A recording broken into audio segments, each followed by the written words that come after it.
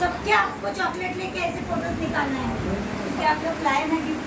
इधर देखो, इधर दिखा दिए सबके चॉकलेट लेके विश में।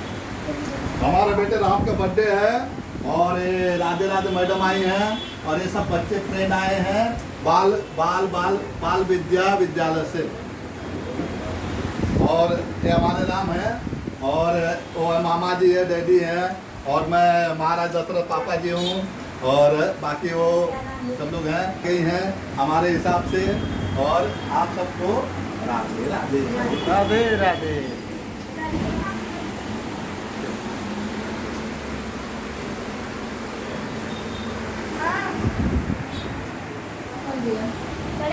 टेम्पल में ले जाने की जरूरत है, खाली आप मुझे बस साथ साथ जय श्री कृष्ण खिचड़ी लाए ना मुझे।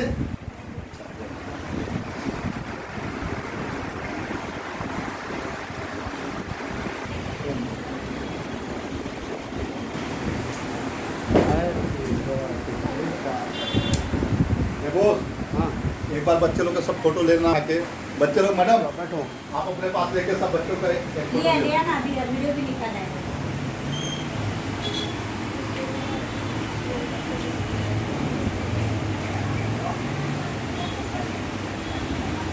बाबा आओ ना, अरे आजा। दोनों आ गए।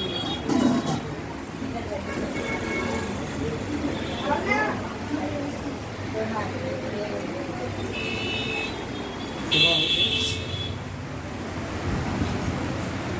इतना सारा चॉकलेट, वाह।